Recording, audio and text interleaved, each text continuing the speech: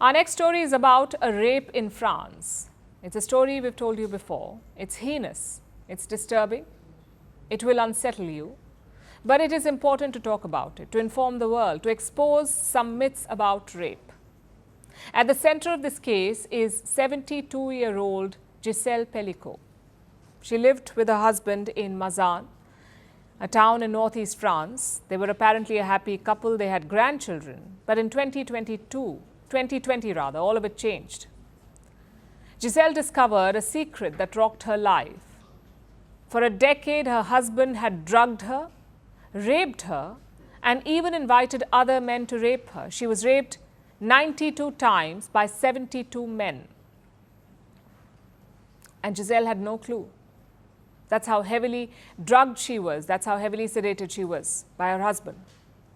For years, she kept losing her hair and weight. She started forgetting days. Her husband called it hysteria. The doctor said it could be Alzheimer's. But no one knew the real reason, the horrors that she was being subjected to. This case is now in court.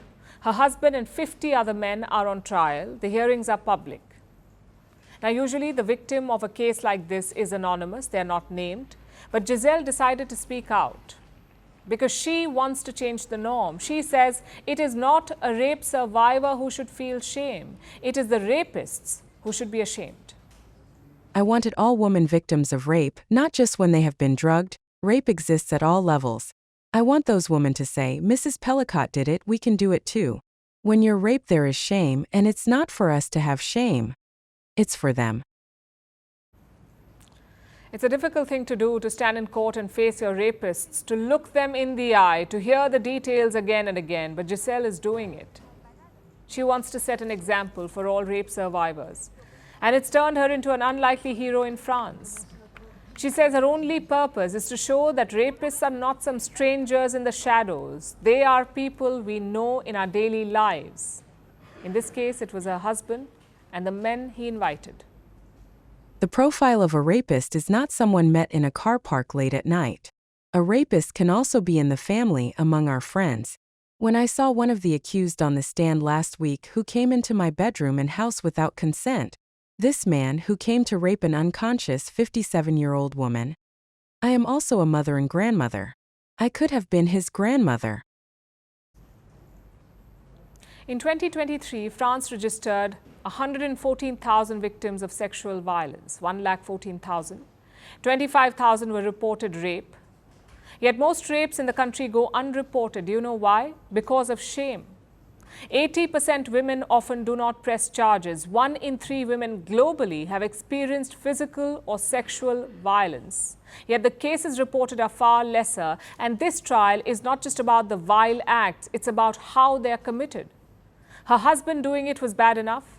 But the fact that he found 90 more men, complete strangers, to rape his wife talks about a bigger problem.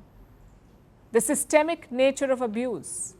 Pelicot's husband used chat rooms and pornographic content. He invited men who willingly participated. These men came from all walks of life, from soldiers to truck drivers, even a journalist and a nurse. Most of them were either married or in a relationship.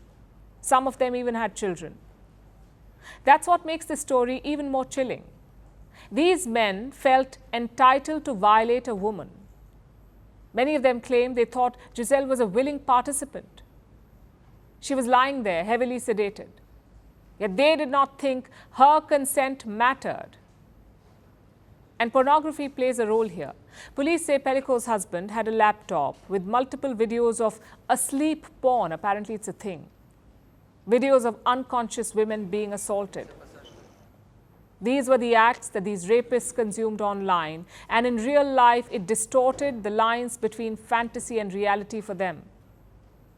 It tells you how media feeds a culture that trivializes or erases consent altogether. None of this makes these men less guilty, but the Gisèle Pelicot trial has laid bare some dangerous myths that society tells us about rape.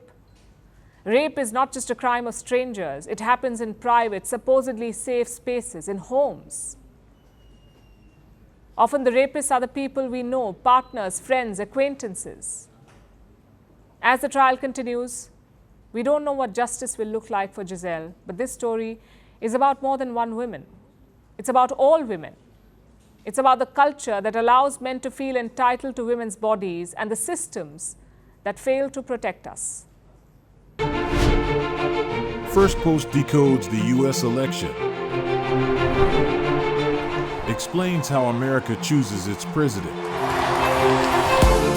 Your primer on the race to the White House. Everything you need to know about how America votes and its global implications.